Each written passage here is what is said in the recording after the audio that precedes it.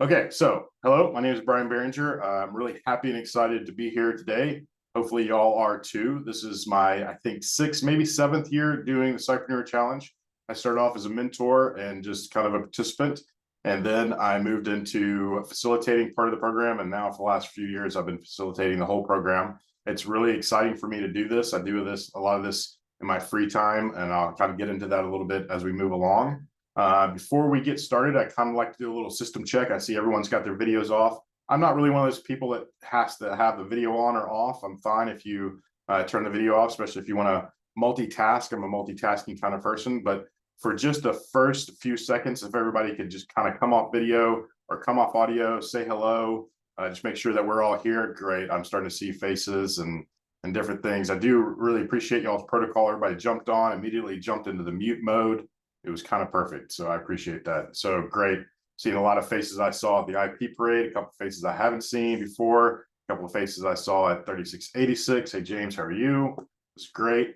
And we have 3 alumni from previous cohorts as well. Juliana, hey, how are you? She was in our finals last cohort. And so we're going to spread our alumni amongst 3 out of 4 of the teams. So you'll have someone who's actually gone through this before. We like to have our alumni come back because it makes it even more exciting and more enjoyable.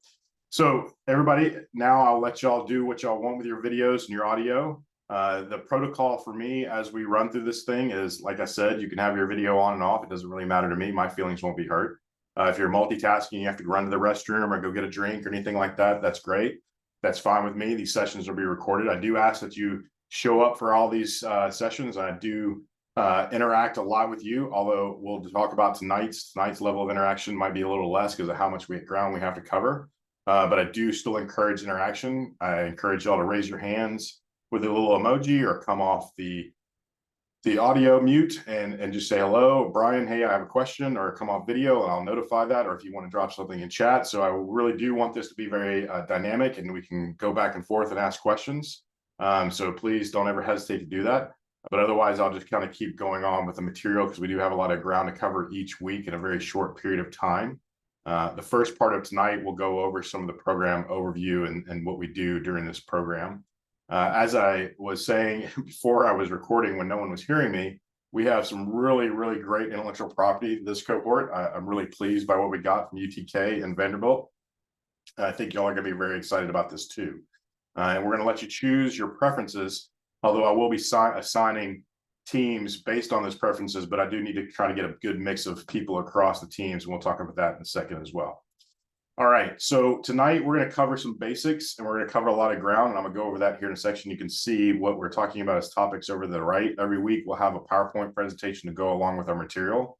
Every week we'll have a recording. That recording will be posted up on YouTube the next day, so you can go and refer that. If there's any reason why you can't make a class, just know that that class will be fully recorded the next day up on the YouTube channel. I'll provide that information. We'll also have a Google Drive, which has a toolkit in there. It has everything that we go over through the whole entire cohort. So you'll have all the material that we work with.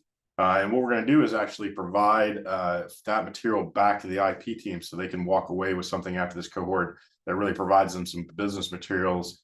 Not to also mention that we're hoping that some of you may be interested in continuing to work with them like we have in the past with other participants like yourselves, continue to work with those IP holders and owners to potentially launch businesses out of this. And that's always our goal. The word challenge here, as I mentioned in other sessions, is really threefold. The idea is to challenge the IP teams to move their stuff from research into market, to challenge you to say that we can match make founders to IP and launch things in the market, and to challenge myself and our ecosystem to support those commercializations, those translations of technology into the market. Okay, so without further ado, we're going to go ahead and get started. Unless there's any questions about housekeeping or anything about the program, happy to answer those right before we get started. Otherwise, we'll jump right into it. Okay, so here's the agenda tonight. We're going to talk about team selection and that process. And I promise all the teams will be selected and identified by this time tomorrow, earlier than now, tomorrow by mid-afternoon. But I do wanted to give y'all did want to give y'all the ability to tell me your preferences. Because I know a couple of people joined because they had an idea around what they wanted to work on. I'll say this in a minute, how that kind of works and what we'll do. So we'll talk about that. Then we're going to go through 6 or 7 slides about entrepreneurial mindset. I want to talk about creativity and design thinking. I think these are areas that I like to challenge people to think about, that you might not think that you're creative, but I can tell you for sure that you can be creative, and you're probably more creative than you actually are if you start thinking about it in a distinct way. I have a tool called the Idea Discovery Canvas. It's based on a few other business modeling canvases that are out in the market.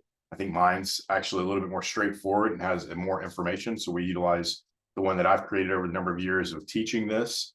So we'll utilize that now, be in the toolkit on the Google Drive folder. And then we're going to jump right into problem and solution framing for this week between now and next week, which will be part of your homework, which is crafting a problem statement and a solution statement that matches. And I'll give you all the material for that. And then I'll be at your disposal to kind of answer questions, and we can work with some of the alumni because they've gone through this exercise as well. So even though we only have 3 and they'll be on 3 of the 4 teams, you can also reach out to them and work with them in some of that regard, even if there's not one on your team. And then we'll break up for homework, and we'll get all this done by 7:30 and release you just in 2 hours. And that's what the session is going to be every week for this until the end of the program. Okay, before we move forward, let me share one thing with you, just to kind of go over some details about the program.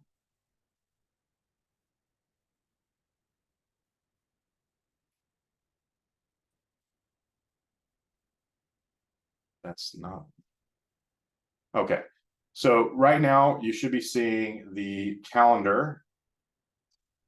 So we started today on the 28th. We'll go every week. I know you'll have a break in here, but it's usually on the Thursday and Fridays. We're ending before Thanksgiving. I did take into account everyone's school calendar, or try to. We have so many universities across the state of Tennessee. It's sometimes difficult to do that, but I did try my best.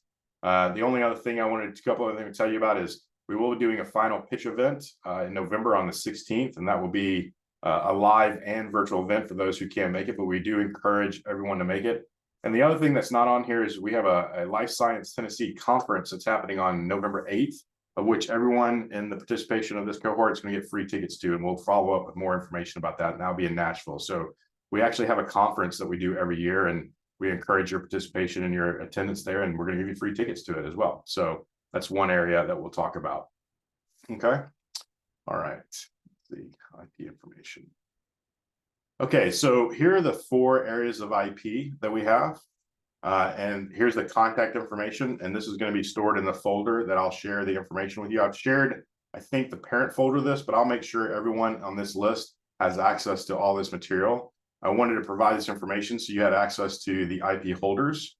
There's a couple of differences between the 2 universities. So for the Vanderbilt IP areas, you'll have direct access to the 2 physicians, the doctors, professors rather, that are creating this, that are the IP leads for the optical sensor platform and the imaging agents. And then on the UTK side, Greg and Tyler rather, are going to be your point of contacts. They will coordinate all the information you need out of their transfer office and make contact for you, with you as a team, with the IP holders. So they're going to actually work with you and give you the information you need as well. So you have access to the IP teams throughout this entire process. So don't feel shy or just hesitant about reaching out to these individuals to find out more information about your product, because this isn't your product, it's their product, but you need to make it your own by understanding everything about it, all the things that will become what we call value propositions, or translate into value propositions that we'll talk about in the next 2 weeks after we start with problem and solution, when we start getting into the customer side of things. So these are very important people. These are kind of like your chief science officer, your chief technology officer. I know we have several people in the crowd that are scientists and researchers. You probably can get a very quick, in-depth understanding of these technologies, and that's great. But I do encourage you to think of them as a chief science officer and not yourself. I'm a technologist as well. I can jump on board with pretty much any of these technologies and run the race with them on understanding what it is, but I'm not going to say that I understand it, because I'm not the one who thinks about it 24 hours a day, right? I'm going to give them the respect and the understanding that this is their technology. So I'm going to allow them to be the subject matter expert and the key opinion leader on that, and allow them to play the part of the chief science officer, chief technology officer in this regard. So that's what I encourage you to do as well. It'll be very important to understand all the facets of these varying technologies. And each one of these technologies has some pretty extreme value propositions, in my opinion. So if we don't see those kind of coming out, I'll help you challenge yourself to derive those from what you're learning from these individuals. The last piece of material here is I'm going to flesh this out a little bit more, but I wanted to make sure that everyone had everyone's email addresses. So this is everyone that's signed up. This is also going to be a spreadsheet inside that folder. So everyone has everyone's contact information. Of course, you've also gotten emails from me with all that. And if you could provide, if there's any emails that you would prefer to use other than your institutional email or something else, provide that to me. If you want to have me to have your cell phone number, that's great. My cell phone number is on the bottom of every email. You can reach out to me in email. It's generally best to text me first to see when I have some time available. If you want to reach out to me on the phone or talk to me on the phone, I love talking on the phone. I have no problem doing that, but I generally talk on the phone a lot. So it's best to text me or send me an email to find out what time I have available, and then we'll jump on the phone as soon as possible, right? So I want to provide information about who else is in your cohort, and these are your big, the big team. This is the whole team. You'll have your individual teams, but this is the whole team. Okay. All right. Let me stop sharing here. Okay. And just so you know, I have lots of screens going on to facilitate this program. And sometimes I'm not always seeing the participation screens with Zoom or the chat screens in Zoom. So if I'm not seeing it, and it's been a couple of minutes, just come off mute, put your video on, say, hey, Brian, I have a question, and I'll respond as quickly as possible. Okay, so let's continue to move forward. All right, so IP selection. So we have the 4 pieces of IP. We have the bile salts for cryopreservation. If you were not here on last Thursday, I sent an email earlier today with a link to the video that's in the Google Drive that will show you each one of the IPs. And this is the order that they were in the video as well. So you should be able to just kind of jump forward if you missed one of them or want to see one of them. I apologize that D should be capitalized in 3D. I'll make that correction. Bile salts for cryopreservation. That was about the, as things start to break down in ice preservation and the tentacles of ice as it starts to thaw and then refreeze gets into the product, right? So that's using bile salts to preserve, cryopreserve material for a longer fashion without it breaking down due to the fact that ice breaks down or melts and refreezes. BioFace 3D was the really cool technology that picks up, basically allowing to show how a face in a virtual reality kind of environment can be seen just by the way the face gesture moves without actually looking at it and reading it through optical scanning. It's actually reading it through the neural sensors and everything that are in your face. So it's reading how your face moves and then translating that through AI onto a virtual reality kind of version. And there's lots of other applications for it. That was just one of them. These last 2, the optical sensors platform, that's the one using the paper. That's kind of like the new age of what we learned with the COVID test, but this is much larger of a testing platform that allow you to test a lot of different things, multiple different tests, an array basically that is based in paper. And I thought this was a really cool technology. This is going to provide for, if you start thinking about these, and I'm kind of giving you all some ideas to start thinking about. I mean, we start thinking about how the fact it's so hard to do track and tracing and testing for these large-scale epidemics, not necessarily in the United States, where the U.S. Postal Service can literally send you 5 tests for free. All you got to do is go to a website and sign up for them. Now think of very rural 3rd, 4th, 5th world countries where you can't do that, right? But you do need to get tests out there, and you need those tests to be cheap and able to be returned really fastly. These paper-based tests can be for anything or virtually anything, as I understand, or for certainly a lot of different things, and can be done cheaply, quickly, and in the field rather rapidly. So I think there's a lot of opportunity for this optical sensor platform. And then the imaging agents, they were dealt with the ocular macular degeneration, also with other eye situations, with the presence or non-presence of the air in the eye. And I'm not doing a very good job of talking about this one, but I thought this one was really good because of how many areas of opportunity to have both with young and old with the macular degeneration and a few other things related to just the health and wellness of eyes. And they're all getting worse, it seems, as we move forward. But the idea around this one I thought was really, really novel as well. And I think this has a lot of opportunity in the optometry space and the eye space too. So each one of these things are pretty unique and novel. I like the way they had a good approach. I think they'll all be very exciting. The thing I'll say though is if you're with Vanderbilt and these are UTK, don't just say, well, I want to work on Vanderbilt stuff because I go to Vandy. If you have interest in the other ones, work on those, suggest those. And challenge yourself to work on something that's not necessarily part of your own institution. This is not institutionally aligned to be the thing that I have to be a Commodore and work on those things, right? I need y'all have to really challenge yourself and sink yourselves into these things. So if it's truly something you're most interested in, the IP and the technology, it doesn't matter where it came from, jump on it, right? So what I need you to do is send me a list 1 through 4, where maybe 2 is 1 and 3 is 2 and 4 is 3 and 1 is 4, of your list of preferences. I'll do my best. Actually, oddly enough, every time it's pretty easy the way it mixes up. And usually I can give you your first choice or maybe your second choice. I very rarely have to go to the third or fourth choice. So you are pretty well guaranteed, not absolutely guaranteed, to probably get your first or second choice as I spread these out. There'll be 3 teams of 3 with 1 team of 4. And we'll probably put the alumni on the 3 teams of 3 and then have the team 4 not have an alumni because you have 1 extra player. And I think that's going to be a nice way to even the field across all of the 4 teams. And then, of course, everyone has access to me throughout the entire program. And I do also offer office hours every Friday between 3 and 5. That's a first come, first serve kind of thing. So you just got to text me or send me an email saying, hey, can I have some time between that period of time? And then we'll schedule something on the books for 15 or 20 minutes to talk about it. If it can be just one-on-one or it can be your whole team, that's up to you. And then if there's something more in depth you really want to talk about at me, we can also schedule some more time during the week, calendar permitting. Okay, so sometime tonight, email me your desired IPs. You'll all have my email address. I also put it in chat.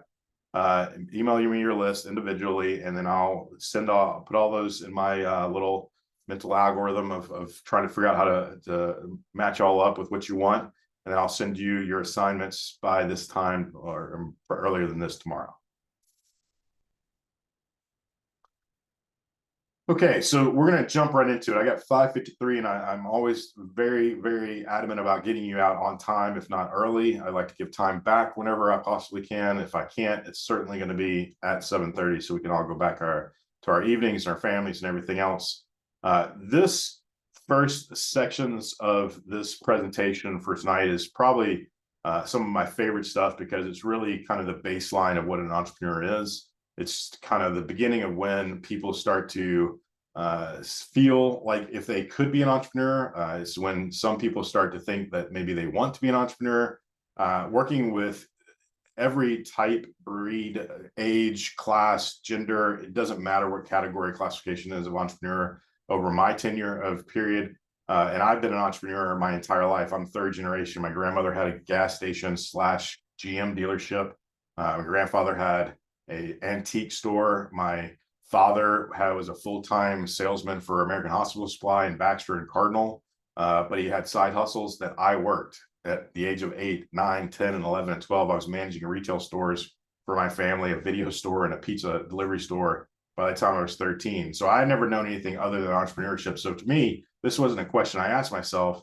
It was just one of those things where I was basically born into it. And I never questioned it. My sister is just now becoming an entrepreneur in the last 6 or 7 years with opening her business with her husband. So it wasn't those things where me and my sister went into the same pathway. So it's not just by nature or nurture. I think it is definitely something that people follow and some people don't. For me, it was not a question. It was pure excitement jumping into something where it was kind of like, for me, it was like jumping off the cliff and building the airplane on the way down. I'm very obvious, very, transparent with the type of person I am and the way I think. So these next few admissions are very transparent. I'm neurodivergent. I'm ADHD. And I think that actually translates to being superpowers in most cases. And that's the way I talk about them as skill sets. And for an entrepreneur, they are superpowers in a bigger way sometimes. They allow you to deal with a lot of different things in a lot of different ways all at the same time. Those that have those character traits sometimes can also weather really, really hard depressing times more than others. But I will tell you, probably the biggest skill set is that there's no problem that doesn't have a solution, at least in our minds, right? So, and that's really how the entrepreneur mindset really sets people apart. It's not a defeatist type mindset; it's a solution-based mindset. And I think that's a differentiator between someone who's thinking about becoming an entrepreneur and someone who does become an entrepreneur. It's their appetite for the challenge, right? Their appetite to understand that there's going to be problems every day, around every corner, through every door. But how many of those problems are you going to let be the problem, and how many of those are you going to just see as something to knock down an obstacle to go through, around, over, or under.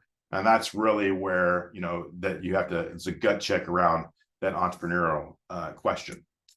So here's some considerations. Certainly there's a personality. I put extrovert and introvert on here, although over the years I've started to kind of find these definitions to be completely baseless. I think everyone has a level of extroversion and everyone has a level of introversion. Certainly everyone in our world, and your world is no exception, you'll have people that are on the sides of the spectrum that are very, very introverted, and some that are very, very extroverted, to the point of just being closeted and narcissistic, right? We all know these individuals. But the idea of most entrepreneurs that I know, they have both, right? And it might be one of those things where they're extroverted and they need a little alone time at the end of the day to recharge. And sometimes maybe it's extroverted while they're in the environment and they're introverted at the rest of the time because they really can't handle it.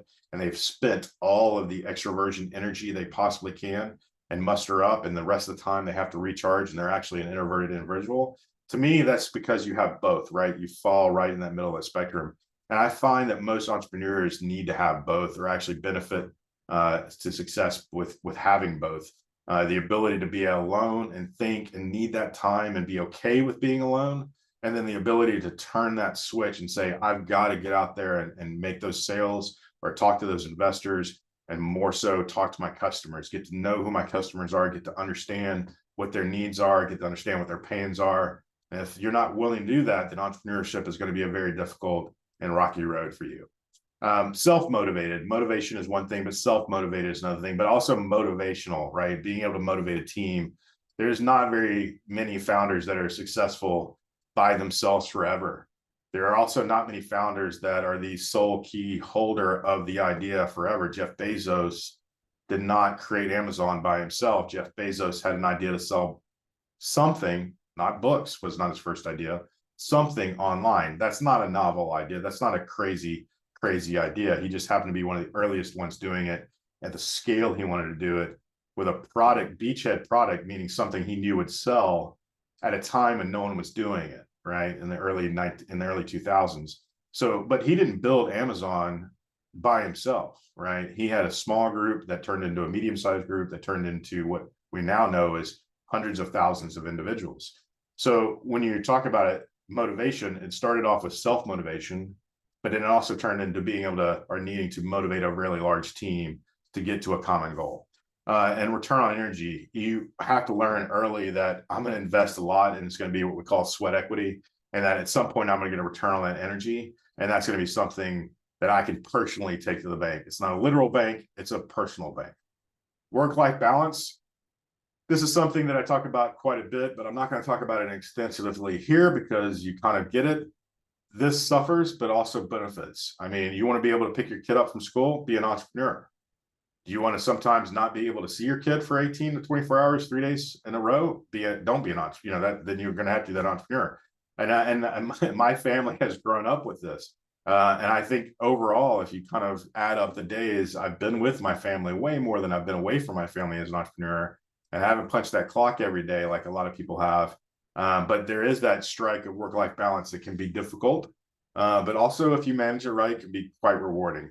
Perseverance and energy, that kind of goes back to that return of energy. You have to be very determined. You have to be very persistent to be an entrepreneur. If you're the type of person that kind of gives it its all and goes, I'm going to work, but it's not working out, so I think I'm going to walk away after giving it a couple of good tries. I mean, you might be an entrepreneur, but just might, right? If you're one of those people that, as the other side of it, it's like, I'm never going to give up, never going to give up, never give up. You may be an entrepreneur, but you might not be a successful entrepreneur because you might push past the close, as they say. You might not actually understand where you're failing because you push so hard, you're not seeing the failure. So there's a kind of good and bad to that, but being persistent and being determined is certainly an important aspect of being an entrepreneur. We're going to talk about empathetic tendencies in a minute, so I'm going to just kind of leave that one there. Very analytical. I probably consider all of you to be very analytical, probably from your backgrounds.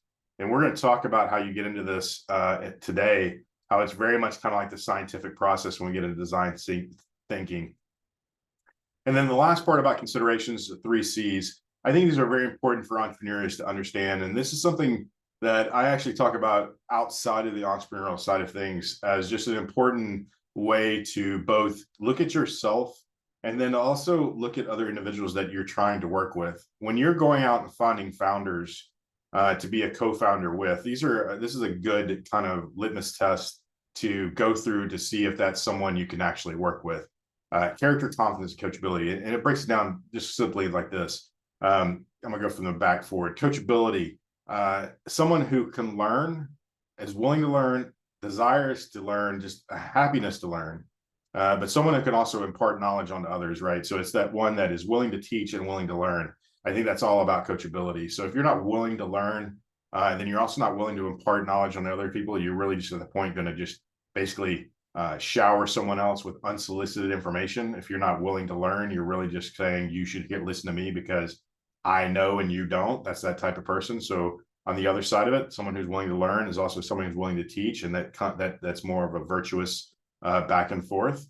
The idea around coachability is to first be able to learn, right? Next thing is confidence. This is really simple. It's being confident without being cocky, being strong in your determined kind of vision of what you want to do, and unwavering in your conviction towards that, but still willing to receive advice, right? Not being so arrogant that you can't hear what's being advised to you, even if you don't agree, right? So confidence can both be a great component of strength, but also get in your way. And then character simply is who you are when no one's looking, right? I think that's the best definition of it that I've ever heard and used all my life is the person that you are when no one's looking at you, or you believe no one's looking at you, right? It's the truest self of yourself. If you can be proud of your character, then other people are going to be proud of it as well. So good character, good confidence, and being coachable are the 3 C's that I think make for a very high quality founder and entrepreneur. You should strive for these things. And I use these things to look for, whatever color flags, red, beige, or green, right? So we utilize these tools to kind of understand how we work with individuals, whether those customers or co-founders or investors. I have walked away from investors because they failed on several of these C's before. All right, some skills, right? So we talk about critical problem solving. That's a big one. Strategic problem solving, risk mitigation, certainly having, and I'm going I decided for some reasons to go from top to bottom, then I'll go left to right here. Monetization. So going back to risk mitigation. I mean, looking for the opportunities to say, okay, here's a problem, and here's all the things that could happen because of that problem, and then looking for ways to get around it. So that's that obstacle thing I was talking about. We sometimes break those down into these crazy things of known knowns, known unknowns, unknown unknowns, and how we do mitigation around those things. So we know the know problems, right? The things that we know there's unknown problems, and we can kind of sometimes quantify and qualify what those unknown problems are. We don't know when they're going to occur, but we know they could occur. And then there's just those problems we have no idea about that we'll try to figure out ways to do that.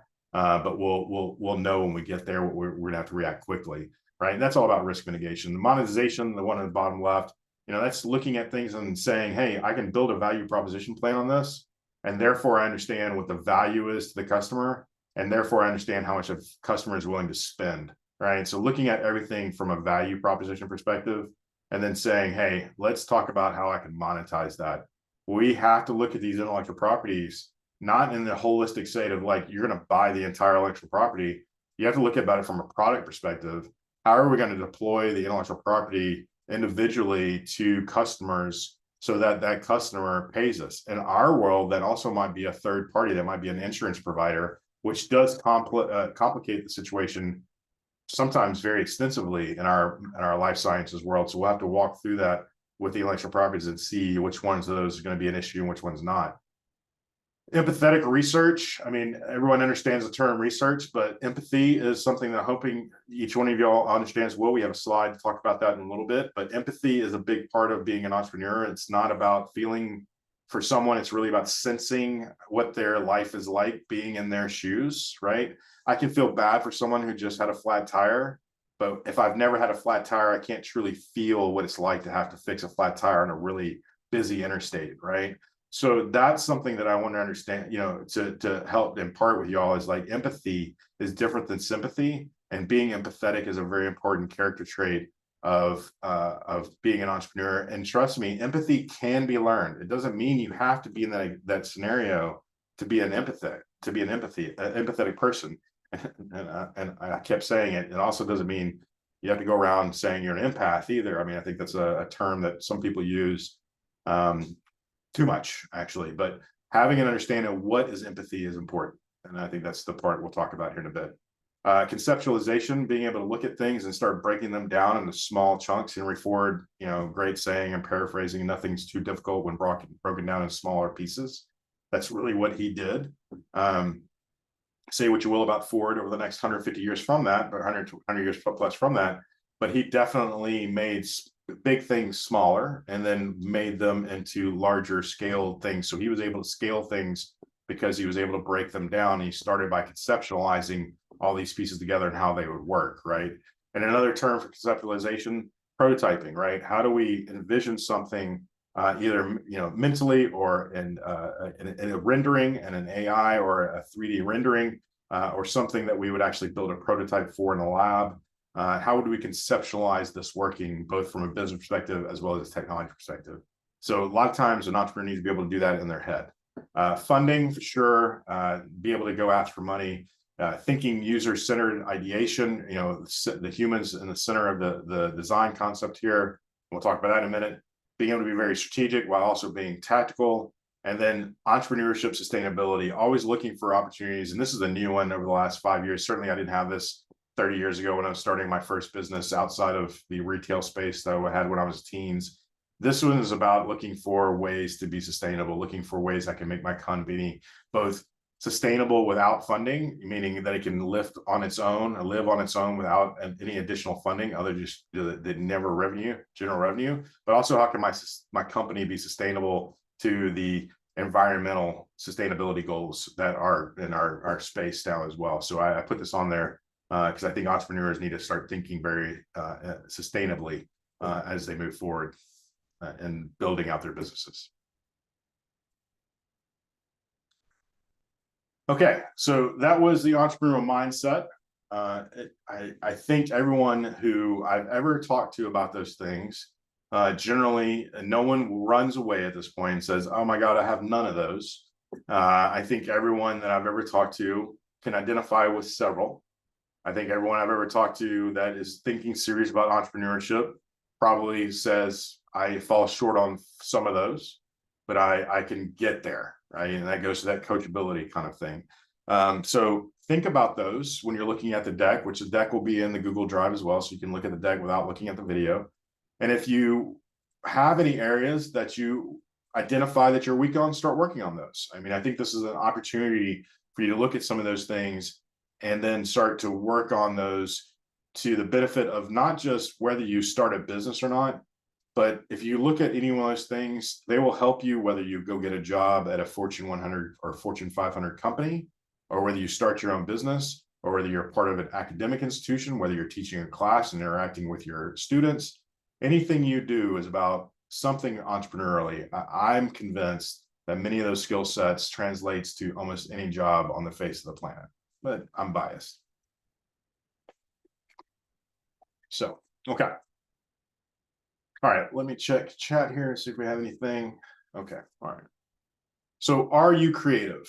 And all the alumni will know this is one of my favorite pictures. You'll probably see this in a handful of decks throughout this process. This guy and this helmet always seems to spark an idea of some sort with me. So anyway, I can resonate with this guy. So are you creative? This is, to me, there's a few ways to define creativity, but certainly this one is a way to kind of understand that it doesn't have bounds, right? Creativity is not bound by a single definition. It can be expressed in a variety of different ways, and it's really can be very personal. So we can each express our own meaning of creativity as we describe what we experience when new ideas are formed, right? So creativity is not a process. It's not a thing that's tangible. It's literally just when something new comes in your head, and how far you take it is the level of creativity that you'll apply to that idea. So if it's just an idea that comes in your head and pops away, it's still being creative. We call that small c. How far you take it depends on how that small C grows into a big C. And I'm going to talk to you about the two size C's here in a second, right? So here's another kind of thing about it. This is more neurological, kind of more, in-depth one. Creativity denotes a person's capacity to produce new original ideas, insights, inventions, or artistic products, which are accepted by experts as being a scientific, aesthetic, social, or technical value. I throw this one in there because it's a Scipreneur challenge. This is the very scientific definition of creativity. I prefer the other one, where it's just kind of like any idea that pops in your head is being creative, and where you take that idea is the level of creativity you apply to the idea. But finally, this is what creativity also stands for. It's anything you create in any kind of aspect that you put out there that has some sort of aesthetic value, social value, technical value, scientific value, or any of the other category that you can think of. And that value can be personal. So that value can be only you, or that value can be several millions of people. It can also be perceived value. We've seen this in the past. Art is a great example. I mean, we can see something from Banksy that is really, really cool and one of a kind that millions and millions of people love and has absolute value. And then we can see an NFT, an entire industry launch and completely evaporate inside of a year. Now, the technology of NFTs is still very solid and should be utilized for actual assets to be transferred from one person to another on the blockchain. But a digital art piece probably wasn't the best application for it. But those digital art pieces went from hundreds of millions of dollars in some cases, or 60, 70 millions of dollars in some cases, to zero inside of 12 to 18 months because it was only perceived value. There wasn't really that much artistic value beyond what was generated or rendered, but it didn't have much value as it became applied into the value chain of someone owning a piece of art, like it would be a Banksy or it would be a Monet or it would be something they could put in their house, right? When people started to think about it, well, everyone could have a digital copy that looks just like mine, as opposed to when you're looking at the Mona Lisa and you can take a picture of it. There's a big difference between the real Mona Lisa and a picture of Mona Lisa, but there's not much difference between a screen capture of an NFT and a perfect representation of a screen capture NFT too. So I've kind of gone off on a little tangent to kind of give you an example of how two things are creative, yet one has value and one has finite value, and one has long-term value for different reasons, right? So things are creative, but they always don't have the same value. And some things can have a lifespan that's very, very short because of that. And some things can have a lifespan that is infinite for its own value, because of its own value and its origination and its creative value because of who created it. So we talk about two C's, the little C and the big C. And I like to think of these things just like that, like that thought that popped in your head, that's a very little C, right? When I get up in the day and I look at my closet and I decide which shirt I want to wear today to go along with what colored Vans I'm wearing that day, that's little C creative. It takes me half a second. I think my wife would probably like me to take 2 or 3 more seconds some days. But the idea is like, it takes me half a second. I pick my shirt out, pick my jeans out, I pick my Vans out, and I'm off to town, right?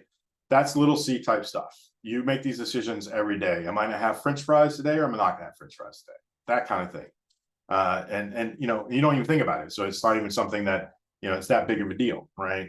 But then there's the big C type stuff that is kind of very impactful. These are new technologies. These are new types of forms of batteries. We've seen these with things like LK99 and new forms of lithium ion batteries, or new elements inside of lithium ion batteries for them to be able to charge more and not have a finite life, like 400 charges before they're bricked, stuff like that.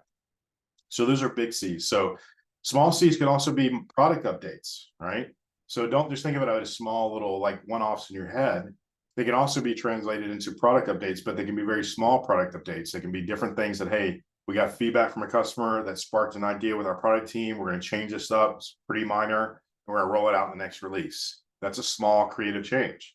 You roll out a brand new product that is replacing the last product. That's a major lift and shift. That's a big C, right?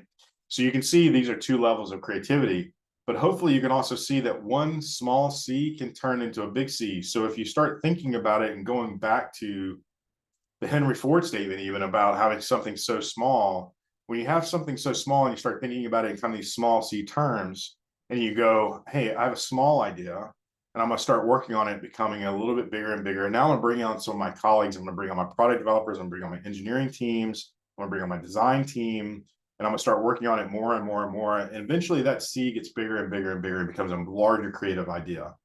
And that's when it becomes something, could become something more revolutionary, more novel, more disruptive.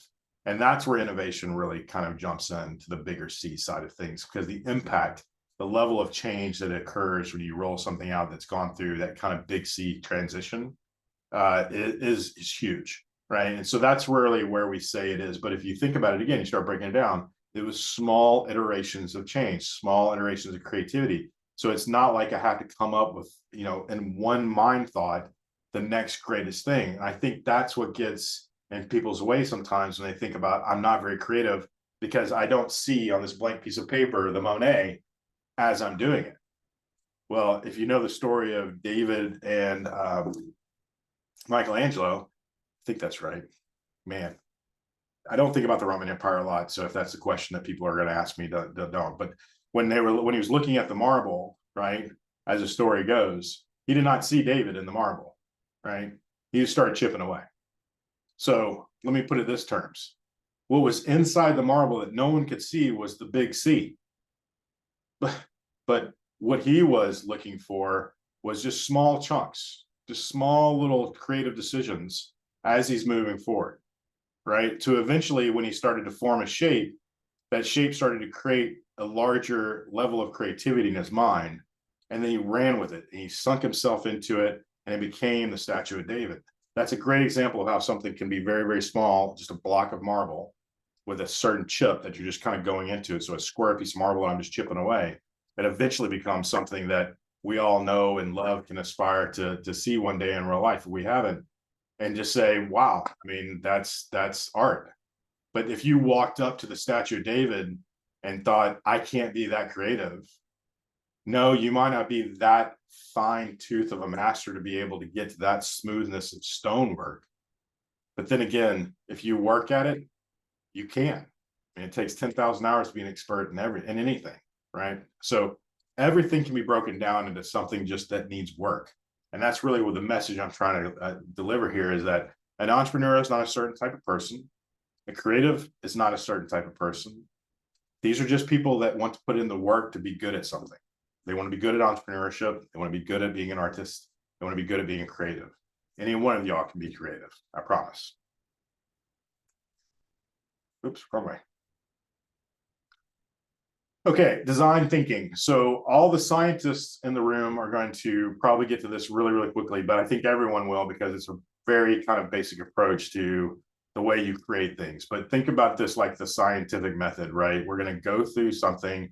We're going to basically do a lot of brainstorming first and kind of doing some observational work of understanding what's out there. Then we're going to define a problem. We're going to ideate on that problem. We're going to build a hypothesis and theories around those problems. We're going to build whatever we need to test those problems. Then we're going to test it, those hypotheses, then we're going to test it.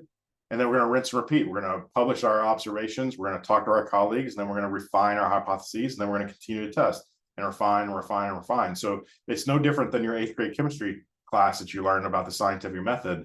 Customer discovery and design thinking and everything along these lines. And even when I just talked about creativity, it's the same thing, right? I'm going to think of an idea. I'm going to create something to test the idea. I'm going to go test the idea. I'm going to look at the results of the test. I'm going to make changes, and I'm going to do that again, over and over again until I get it right, until I get to the point where a customer wants to buy a product from me.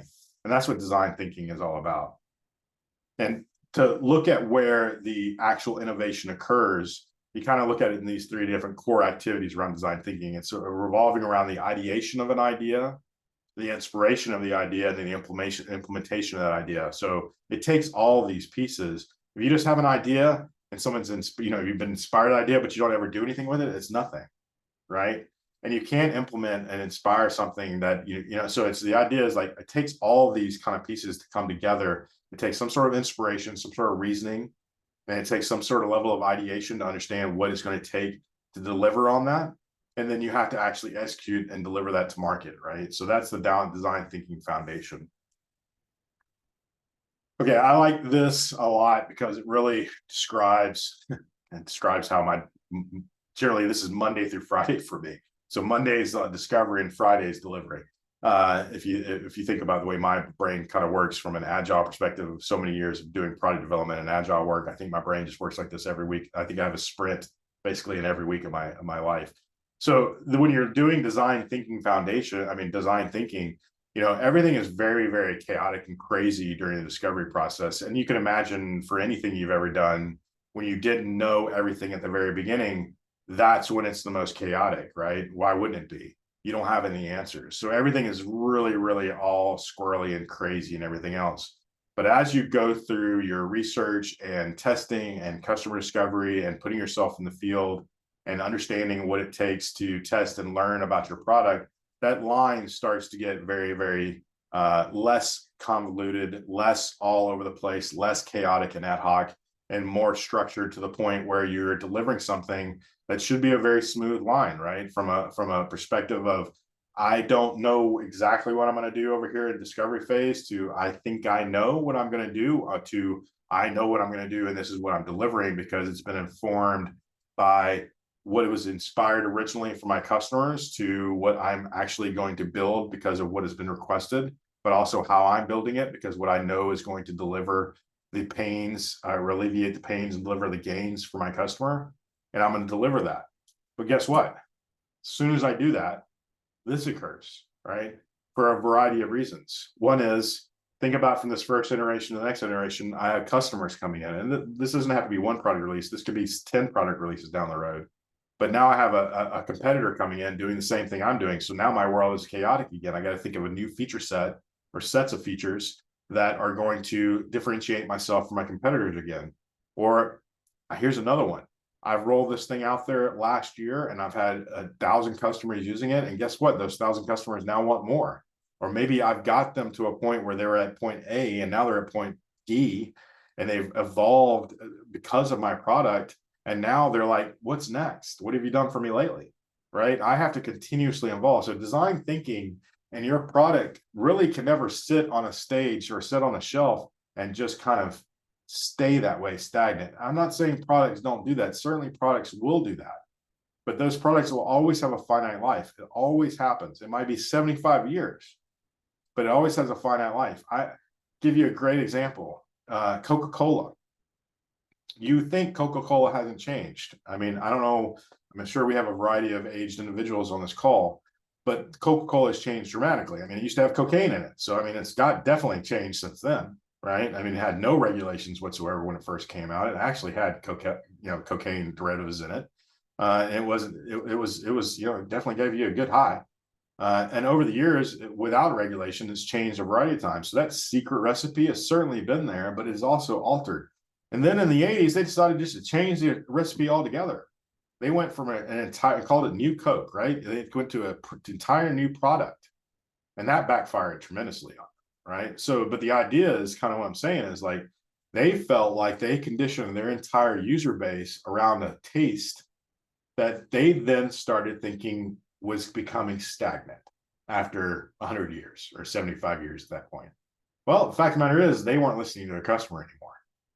So they started doing this chaotic thing, and then they kind of came up with something and they delivered something. So even though there was a flat line, their entire customer base had no idea what they were doing or why they were doing it. And when they launched New Coke, it was a massive revolt, right?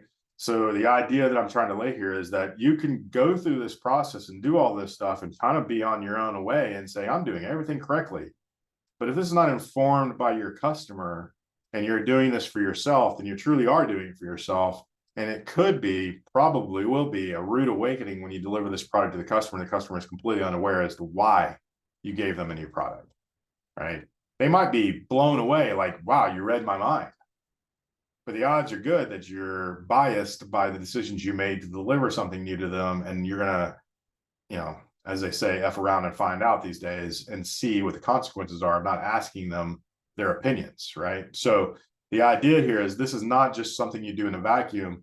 This is something you do with your customers, for your customers, and you build a better product because of that.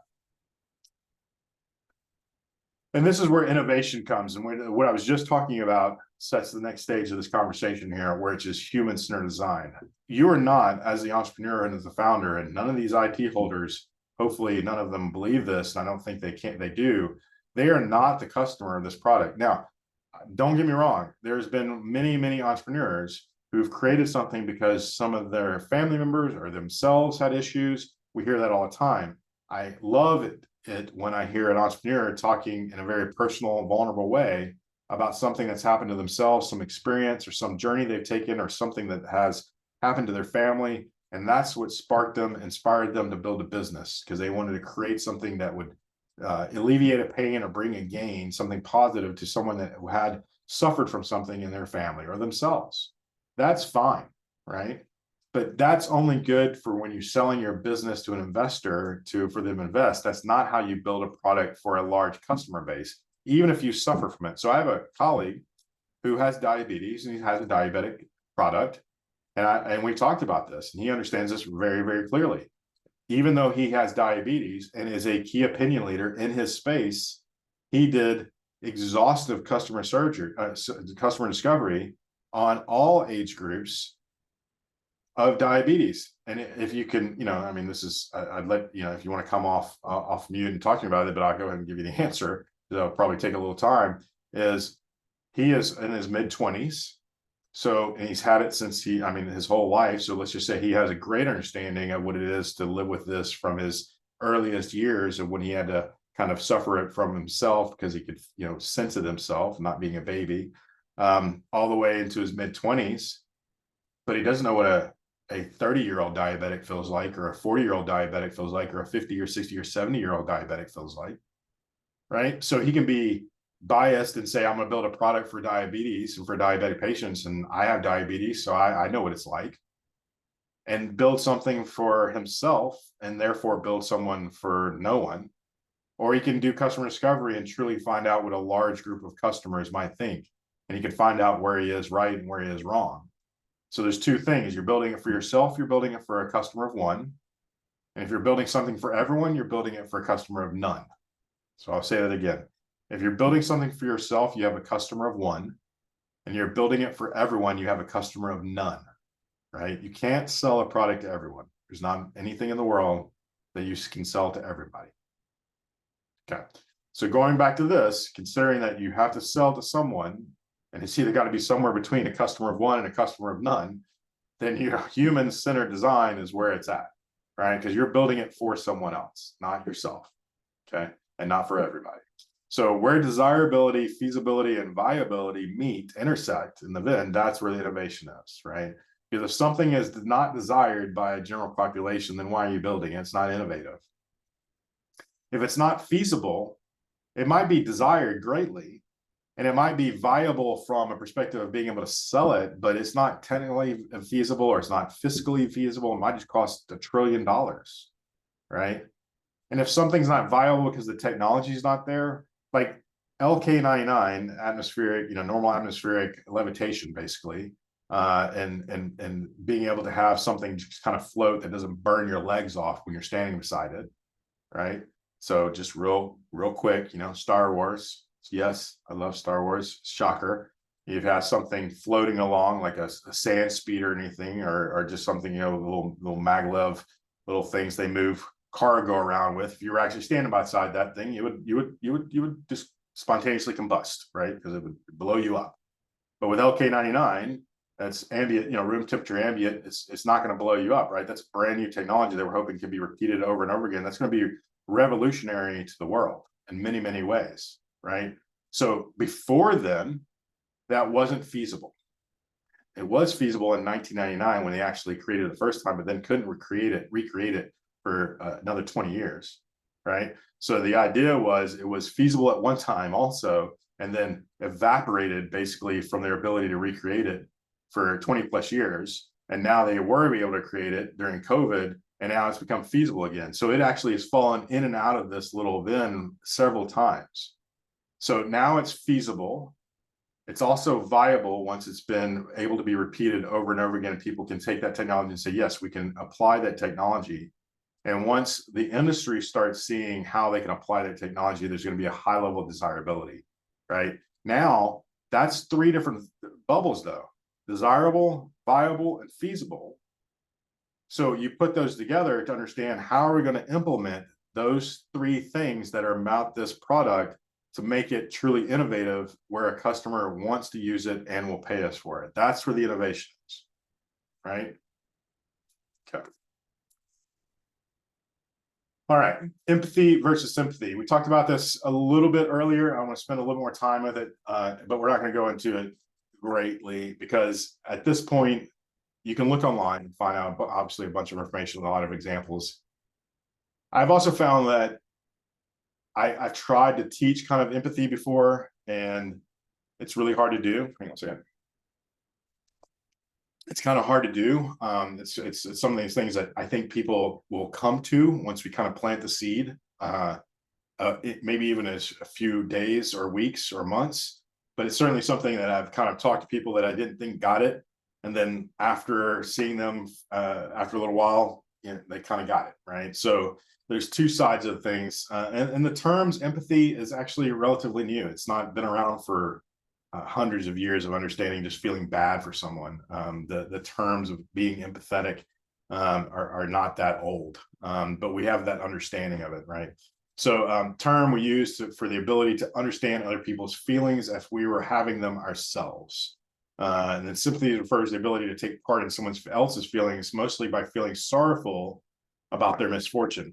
You stump your toe, you hit your wall, you trip, you drop your chai tea latte on the ground. That sucks, right? And that's when someone says that sucks. That's very sympathetic. Someone says that sucks, right? It's all they're doing is saying, I feel bad for you because I'm sure that sucks, right? I feel sad. Now, when you have something a little bit more dramatic and you've had that experience before, you can feel another level. You can feel like what it actually felt like to be in their shoes. Okay. That is empathy, but that's kind of the easy form of empathy because I've gone through that experience before. I've spilled a cafe latte on myself before I've gone to a meeting. And so I know what that feels like if someone else were telling me about that. Certainly I can feel bad for that person sympathetically, but I also can feel very empathetic because I know exactly what it feels like. But that's the easy version because I've gone through it. The next level of empathy is actually that I haven't gone through it, but I can still feel the same feeling that would be that person had to go through, that sense of dread of having to walk into the meeting right after spilling a coffee on themselves and what they have to say, that sense of dread, that sense of embarrassment, anything that you can actually and when I'm saying that feeling is like it evokes into your own kind of feeling. You kind of feel the hackles in your necks. You kind of feel a little bit your goosebumps feel a little bit burning on your arms, like because, or like I don't know if anybody ever sees anybody fall and then you kind of feel like they got that road rash feeling that they had when they were a kid, right? That's kind of that same thing, right? You kind of feel something almost physical but mental when someone else is going through something. That's that level of empathy, right? That's a level of understanding what someone is going through, and that's very important when it comes to understanding value propositions. So when we talk about value proposition in 2 weeks, that's the part where empathy comes in critically, right? So you can sit there and say, I'm hearing what I'm hearing from my customers. I know what they're saying their pains are. I know what they're saying is their desired gains are. And I can feel their pain, and I can feel what their sensation will be if they get that gain, right? I can understand. And when you get to that level of understanding, you can also get a better understanding of monetization. So for example, just to kind of finish out the slide, if I don't have empathy and I'm listening to someone saying, I feel this pain when this happens, mental or physical or financial, whatever the pain is, and I really wish I could get this. If I didn't have the empathy for that person, I'd be like, well, man, I bet you'd pay a lot of money if you had those two things. Oh yeah, I would. Okay, and I'm gonna go back to my little black box and I'm gonna come back and I'm gonna say, here, $2,000. Oh my God, $2,000, man, it didn't hurt me that bad, right? I can live with that pain, right? If I am not the empathetic type person, then the person that goes back and says, Okay, well, tell me the level of pain that's causing. I'm not talking about the physical level 1 through 10, sharp, dull. I'm saying how does it affect you, right? What level of obstacle is this? How much does this cause you mental, physical, or otherwise pain that stops you from doing something else that's very important to you? And therefore, how critical is it for it to be alleviated, right? And let's talk about that and so I can get a better understanding, keyword there, understanding of what this issue is for you. And then let's talk about how I can give you something extra on top of or in addition to that is going to be a positive gain to not only make the alleviation of pain valuable, but add something to it to make it additionally valuable to you by giving you something also. But I want to understand, truly understand, customer, what's the value of that additional thing? Because if I can understand how important it is to you to get that new thing, then I can understand how to price it properly. Now, the feedback I'm going to get from that is, I don't need that new thing. I'm going to go, great, new thing gone, right? All I got to do is alleviate your pain. I'll come back to you to some other time to see if I can bring back that new gain, right? I'll come back to you. Right now, all you care about is alleviating the pain. Or I'll get, that would be nice.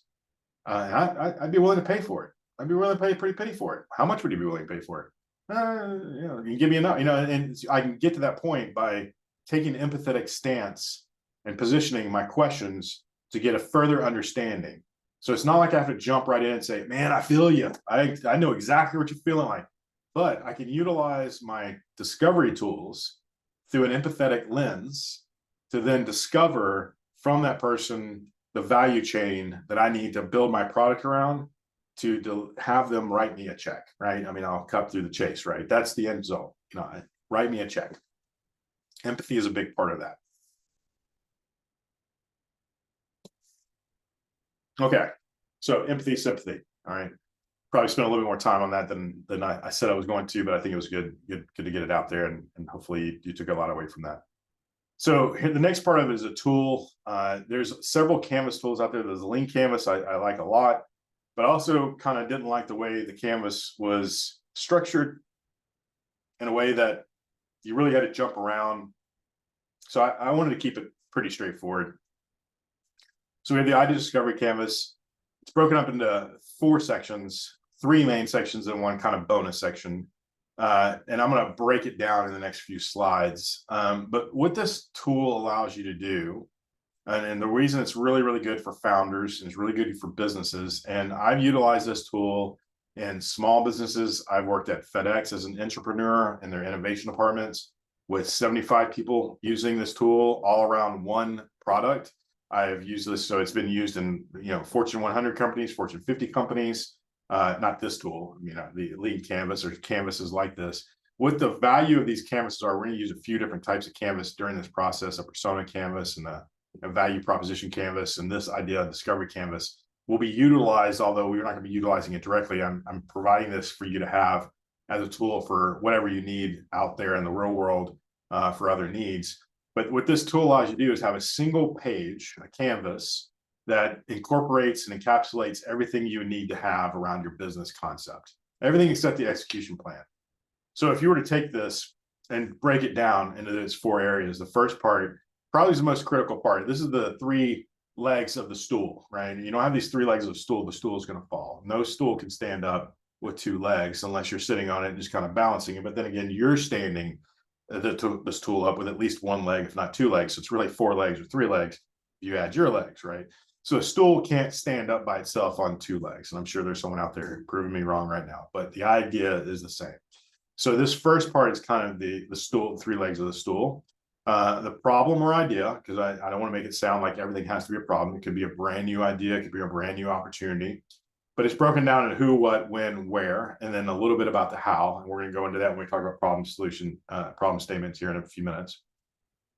So the problem or idea, the customer, who is going to be receiving the product or receiving the opportunity, the idea, whatever it is, and then the solution itself, right? And some of the canvases kind of mix these up and change the order, and I've actually mixed these up and changed the order in other iterations, but just sticking with it this way, it's fine this way, and it works this way as well. as good as any other way. So it's the idea of just like in this first section, I'm going to very clearly kind of detail out the problem or idea, the customer that I have, that I've identified, and the market that I've identified, and the solution that I'm going to deliver to that market, right? So as you can see, if I do the work and on other material or other tools or just in my notes and all my discovery, and then I translate that in a very concise way to this document, in that first section, I have a very clear understanding of what my problem, customer, solution is. And what we'll have is we have a deck that has a very prescribed way of presentation, and the different sections of that deck are directly related to this canvas, right? So when we talk about the problem slide, this is where the problem is. When we talk about the customer slide, this is where the customer is. When we talk about the solution slide, this is where the solution is. So this canvas is really good and easy to use, and it also provides the ability to create a lot of the content that you utilize in your deck when you're creating your deck as well. But if you look at this the other way, if you look at this the other way, if you were to take this document, and even I've had people share this with investors, I've had people share this with their teams, their employees. This is a nice way of taking one single page and say, hey, here's our plan, right? So once we add the other sections, you can kind of get everything in one page. But here you can at least say, hey, here's our problem, customer, solution. So when you're starting to talk about this with other individuals, you can encapsulate it in pretty quick and easy terms, saying, this is what we're trying to do. We're trying to solve this problem with this solution for this customer. Okay, so then what's the next step? Well, the next step is to see how well we can do that and how much differentiation we're going to have from our competitors. So the first part is unique value proposition, UVP. The unique value proposition is my benefits to the customer through my product. And I've said this several times, and we're going to say this several times again. You probably get sick of hearing it, but it's a great way of saying it. Pains and gains, right? What pains am I going to alleviate and what gains I'm going to create? It's very simple. Those two things and those two things alone.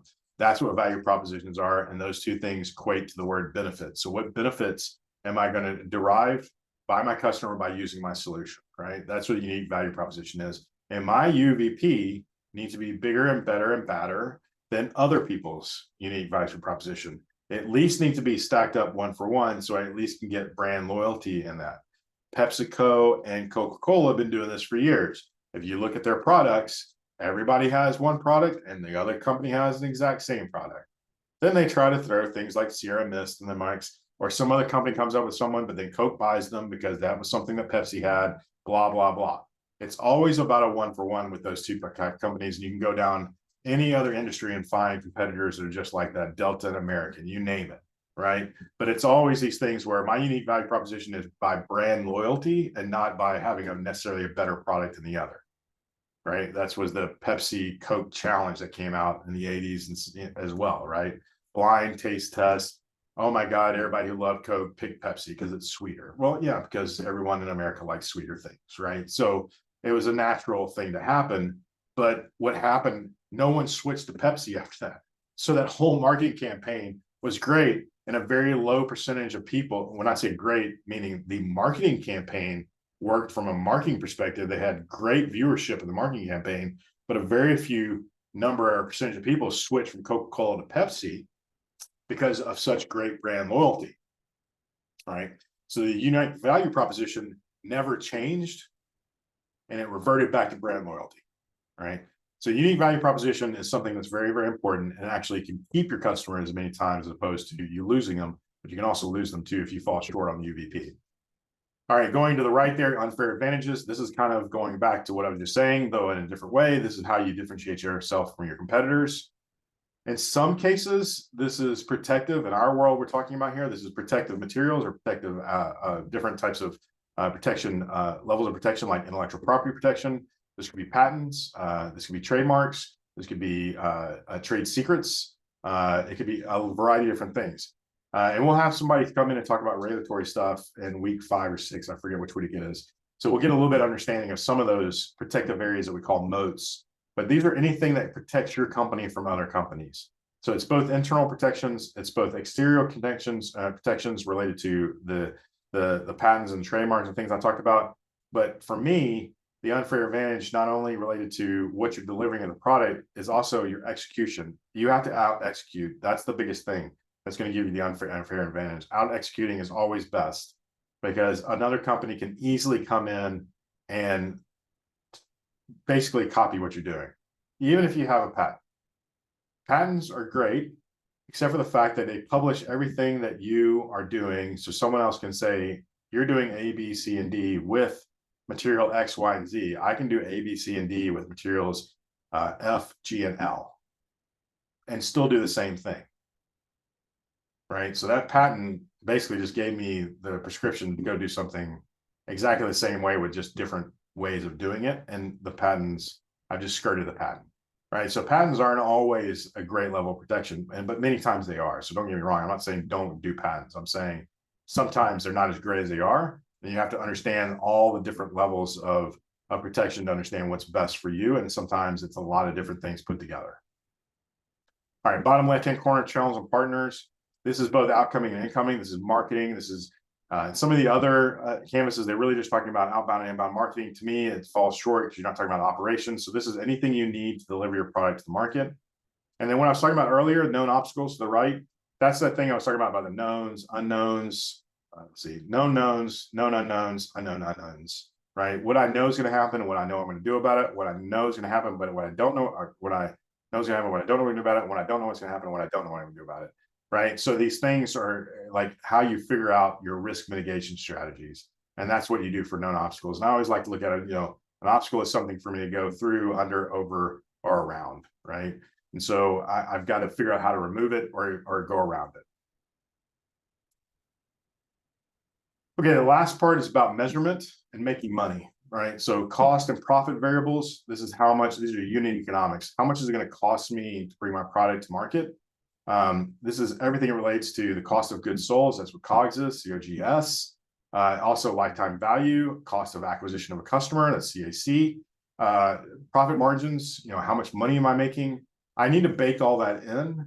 And I also need to understand that that will obviously and definitely and desperately sometimes change over time. Also, I challenge everyone to think differently than what might be in traditional business books, because what we've learned over so many years is some of those business books and a variety of different ways of learning the capitalistic side of things around profit margins and different things and shape and shareholder maximization of money is not necessarily how to build a sustainable business. There's a lot of large scale companies that are struggling right now to kind of find their footing because their profit margins are very, very lean, very lean. So the idea is to make sure that you have the ability to figure out where the profit margin needs to be to pay your talent, because human capital is the most important in the capitalistic algorithm or equation, to pay your talent, to keep your talent, retain them, to keep them certified and trained so they can be the cutting edge of talent, building the best product they can build, delivering that product to the customer in a timely fashion, and then leaving that customer an ability to have a high level of customer satisfaction, all while making a profit. And as the adage saying goes, a company that's making profit will not go out of business. That is generally the case. If you're making positive profit and you're in the black, you should not go out of business. Even if it's just a penny, you should not go out of business, right? In theory. The other side is revenue streams. How am I going to, it's not about how I'm going to make my money. I'm sorry, what I'm going to make. It's about how I'm going to make it. Is it going to be through e-commerce? Is it going to be through direct sales? Is it going to be direct to consumers? Is it B2B? Is it a variety of different things of how I'm going to do my different revenue streams? And for nonprofits, it can be endowments and donations and a variety of things like that. But it's really about what are the variety of revenue streams? And this last part is about key metrics. How am I going to measure myself to make sure that I'm continuously improving and that I'm doing the job to make sure that my product and my business and my culture and everything in my business is getting better and better and better. So these are key process indicators and OKRs and different things that are going to keep me understanding how to continuously improve my product base as well as my company. And then the last one is sustainability. This one's self-explanatory. I always make this be an optional one, but it's always challenging the leaders of businesses to look for ways to build a sustainable business, both in its own self, the business itself being sustainable, but its impact and effect on the world also providing for a sustainable kind of aspect as well. Okay. I am going to do a 5-minute bio break myself and for everyone else. I'm going to pause here and we'll meet back at 6:56 by my time. I just need to give myself just a quick break, and then we'll go into problem and solution framing. Before I do, and I'll reset the time, is there any questions or anything? Yes. Hi, Brian. My name is Han. I recently just joined the program. So I'm wondering actually, can I get access to the IP document, like the videos? Yeah, I will send that to you. I'm gonna have to add you to the Google Drive, and that's something I can do after the Right. class. But yeah, absolutely. Can you Okay, send can you send me an email? Just hmm remind me so I know to do that right after this call. Absolutely. Thank you very much. All right, perfect.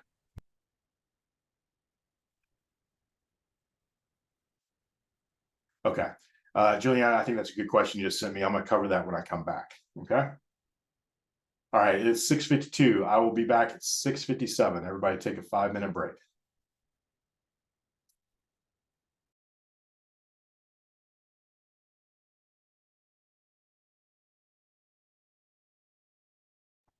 Okay, we're back.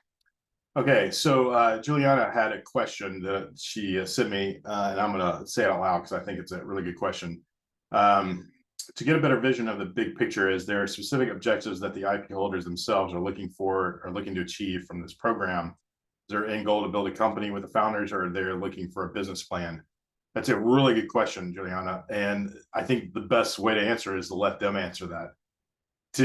But to give you context for that, the tech transfer offices at UTK and Vanderbilt are definitely interested in moving IP from the research bench to the market, and so are the IP holders. How that happens is still up in it's still kind of the question, right? So I think a good thing to do is to probably ask when you're interacting with them, as I showed you how to contact them and everything else. And I think that's probably one of the first things y'all should do in the next week or so, is to reach out to them, to start that relationship, start that conversation, set up a meeting with them to kind of get an understanding early on as you're building out your problem and solution statements, which would be your homework, to get an understanding of what their end goal is, right? And to get an understanding of what they believe their market is.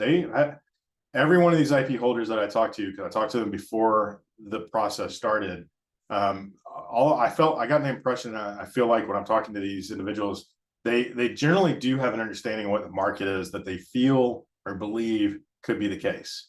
But I also want kind of set the expectation that a lot of times, or most of the times, their intent is wrapped around how much time they have to think about that.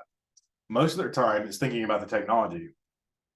Most of their time is facilitating what their grant is being asked, what they're being asked to do based on the research that they've delivered to the grant. I mean, they have measurements, right?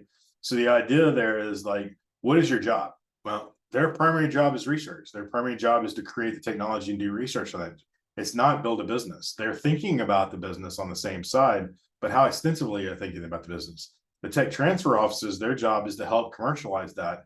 They're also trying to figure out that as well. So our goal being kind of the business side of things, even though a lot of y'all are technologists and researchers as well, my job is to help you kind of get that business acumen understanding under your belt, so you can then spend this time not thinking about the research and the science side of things as a direct researcher, but more as a business person, saying, how am I going to take this research and put it in the market?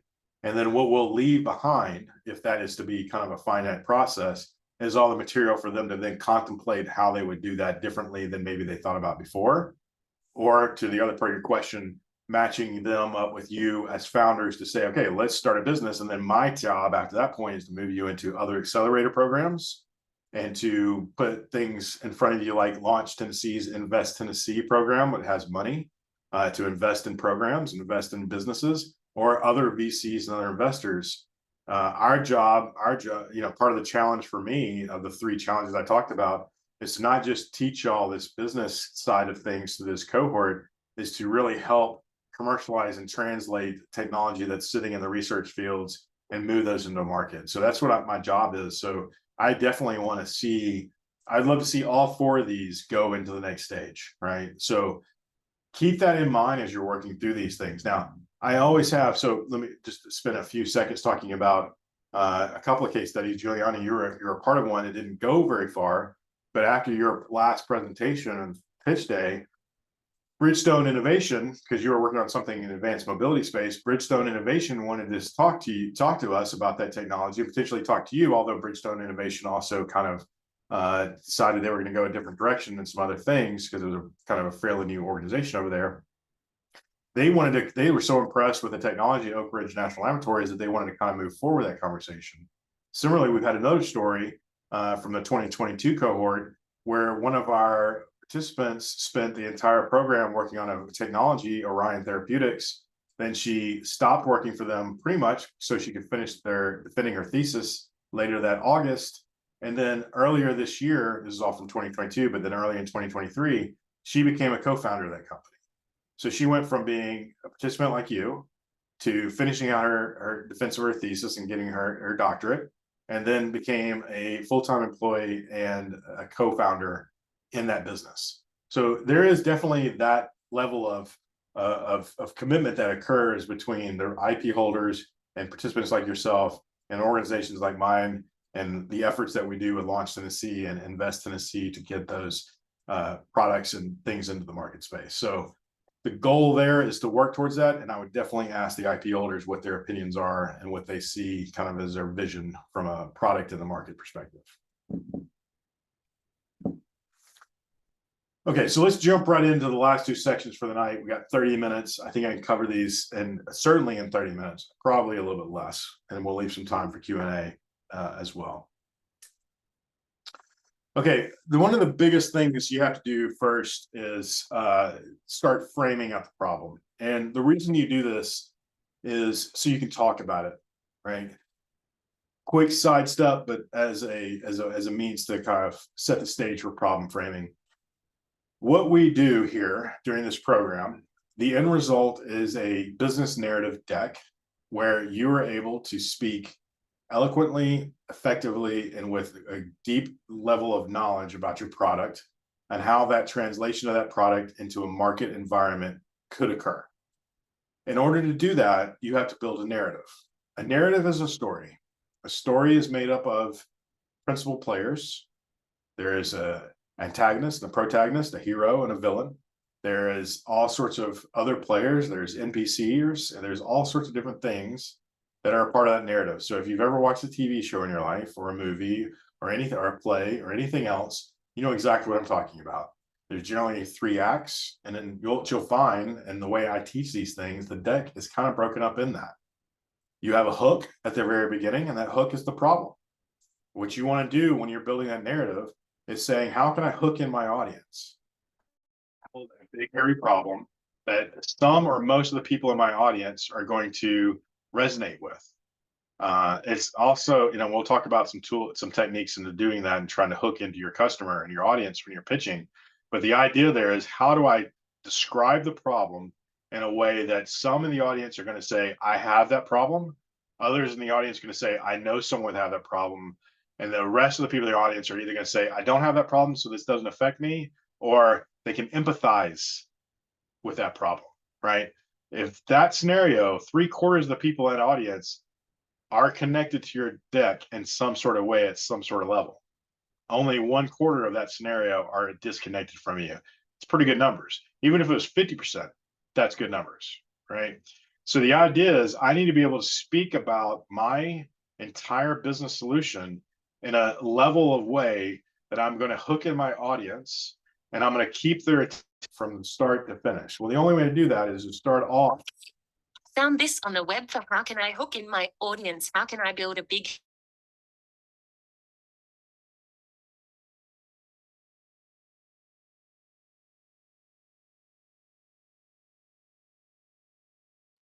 Okay, so Siri on my Mac is Australian.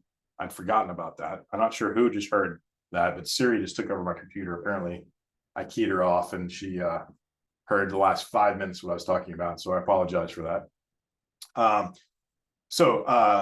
It threw me off completely. So the idea here is to ensure that when you're building the problem statement, that you can speak to it eloquently and you can set the stage for what your audience is going to hook into. So then when you start talking about the customer, they can go, oh yeah, that's me, or oh yeah, I know someone. Then we start building the solution, you can say, oh, then they're going, oh, well, they have a solution for that problem. That's act one, right? And then act two is about how we're going to build the value and how we're going to set ourselves apart from our competition, and what our competition looks like, and the unique value proposition we're going to set, and how we're going to protect ourselves, and how we're going to go to market. That's act two. And act three is how we're going to make money and how we're going to build on our investment that we're asking for other people to do. So when we start building this presentation, you'll start seeing these sections, and you'll start seeing how they dovetail together each other, and you'll start seeing a narrative start to form. And you also see the connection back to the idea discovery canvas for each one of those pieces. So you'll see a direct correlation with a piece of the business. And all what we're trying to do here is to get you to be a storyteller around these things, and the ability to be able to tell a story in a variety of different time periods, right? So the first one being a 60-second elevator type pitch, which we'll work on over the next couple of weeks. And the 60-second elevator pitch is basically the problem statement and the solution statement. So in order to do that, we have to be very concise. All right, so let's break these two things down. The problem statement first, and then the solution statement. In the past, we've done one without the other. We've done the one first, and then we come back a week later and do the other one. Now, this time going through it, we're going to do them together as one piece of homework. And I think it's going to be a little bit easier for y'all to go through, and it's going to make a little bit more sense. And I think we'll be able to get to the elevator pitches a little bit quicker with that, because basically what we found out during the last cohort is once I got y'all to read the problem statement and the solution statement, that was your elevator pitch. That was your 60-second kind of synopsis of your problem and solution all wrapped into one. Then we added the customers to that and updated the problem solution statement. It truly became kind of that 90-second kind of, hey, this is my company and this is what we do. So this is that important for this part of the process, and it sets the stage for what we're going to do in the final presentation too. Okay, so what is problem framing? Okay, it's the typical W's, right, and with the H at the end. So it's the what, first of all, determine the type of problem you're trying to solve. Is it an existing problem or issue? Is it a new idea or an improvement to an existing product? I mean, these are different things that can be brought to bear to be the what. Identifying the market, where it exists. Is it a new market that has to be created? Are there any similar products or services? Now, remember, I said this needs to be concise. I'm going to give you an example of a problem statement in a minute that shows you what it is. But these are the questions you need to ask yourself as you're building your problem statement. Where's the problem? I'm sorry, what is the problem? And where's the problem in the market? So it has to be clearly defined. What is the difference between personal or native bias and thinking objectively about your concept? What are the underlying causes of the problem, separate fact from fiction? Your opinion, it does not matter. These are facts. How far can you break down the problem to get to the core of what is trying to be solved or brought to the market? So this first thing, when you're doing what, you might have something that's very not concise. I mean, you will start with just like throwing a bunch of ideas at this or what the problem is. But the goal is to separate the things that are your biases, the things that and we'll talk about biases when we're talking about customers, because there's several that are very, very important to identify that are both personal and more also collective and community-based biases that can affect entrepreneurs very, very poorly. So the idea here is to start breaking down the what, but also to breaking out and breaking away from the things that are convoluting the problem. Right? There's the symptoms and the cause. You got to get to the cause. And sometimes the symptoms look like the cause. So discovery is like peeling the onion, right? Doing this problem, figuring out the what, you keep peeling the onion until you removed all your personal bias, you've removed all your community bias, you've removed all the things that aren't factual.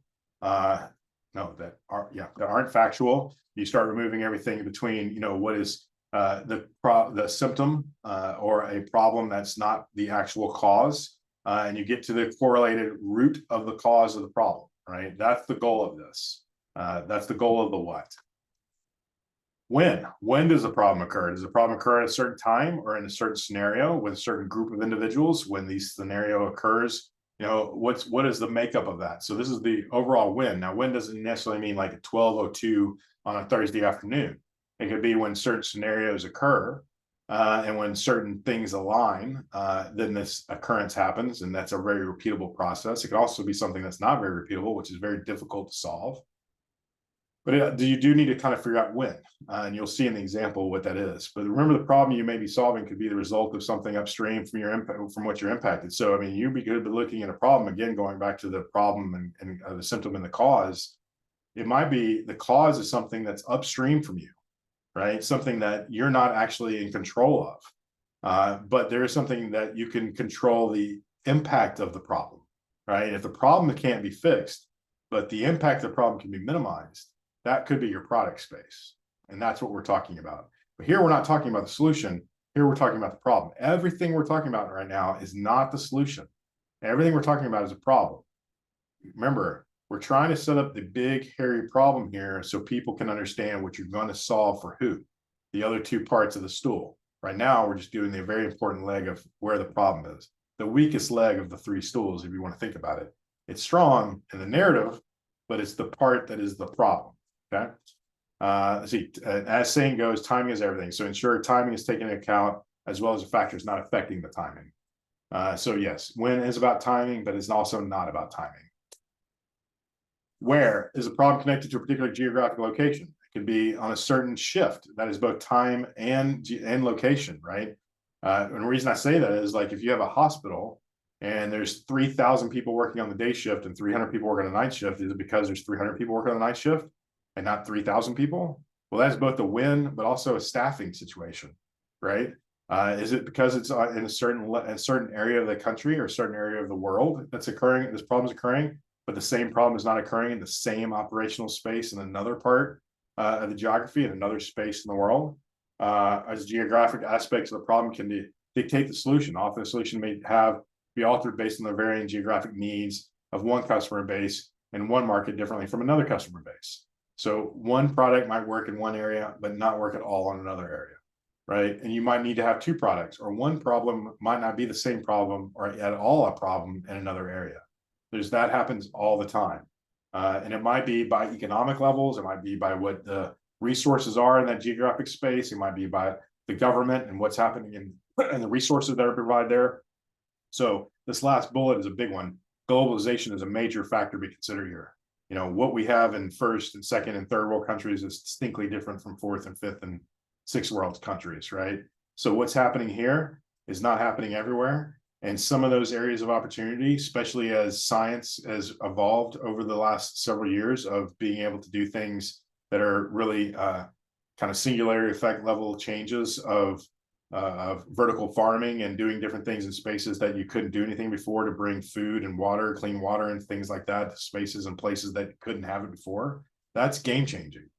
And what I mean by that is, like, if you have an area of the world that didn't have access to internet, but now has access to satellite internet, regardless of who's providing it, you know, or the access to clean water, and now has access to clean running water, access to the internet. Again, I said that, access to food. When you have someone who has access to the internet, access to water, access to food, access to school that they didn't have before, then they have access to learning, they have access to information, they have access to innovation, they have access to technology, they have access to creation. And you can start to see a society change over time. That's what happens, right? So that's why where is important when you're coming to implementing technology.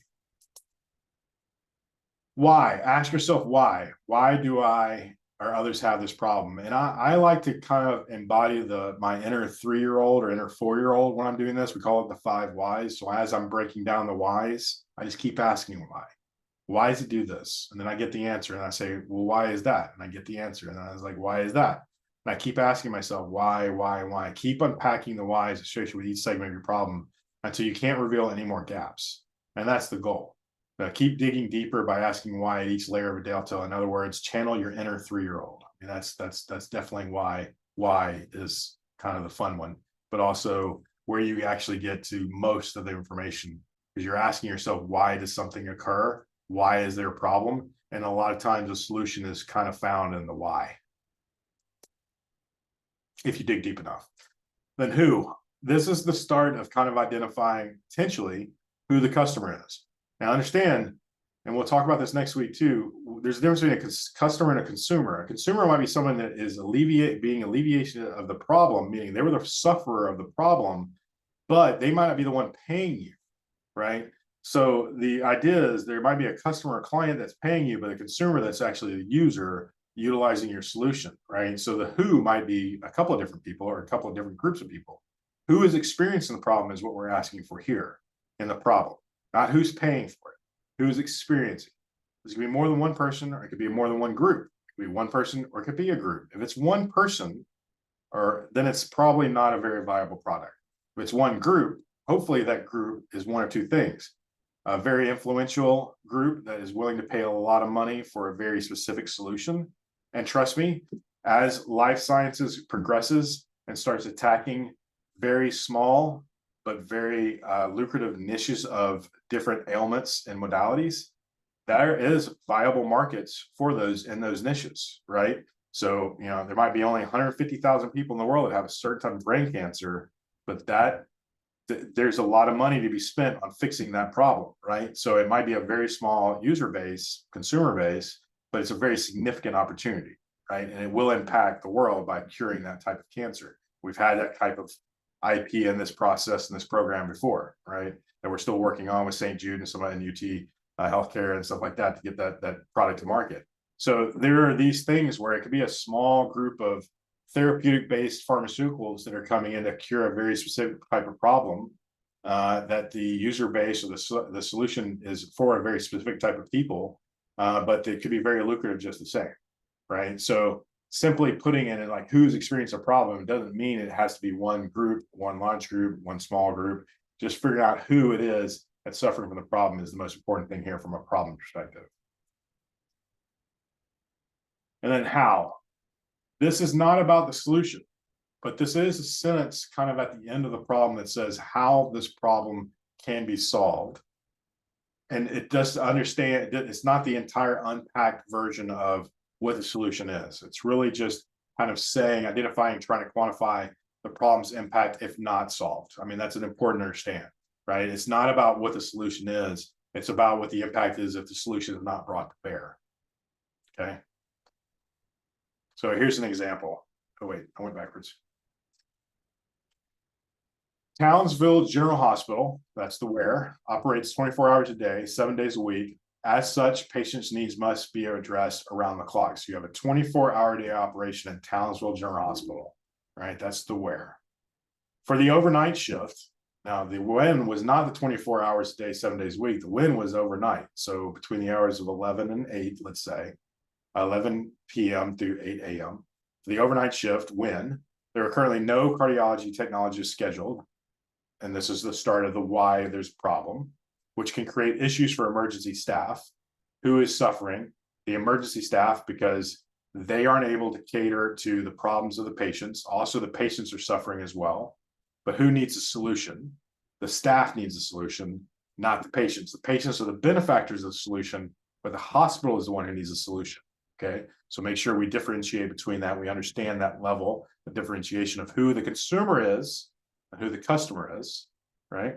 Some patients wait for 4 hours or more for medical laboratory assistants to administer an electrocardiogram, a task better suited for a cardiology technologist to perform and interpret. So what we're having is poor customer satisfaction because we're having another type of technician or someone who's not qualified or certified to give the end results. They're just performing the ECG, not actually translating the ECG for the patient or interpreting for the patient, right? So we're having a low customer satisfaction, also a large gap of time when we have no clinical results or no procedural results coming from that test.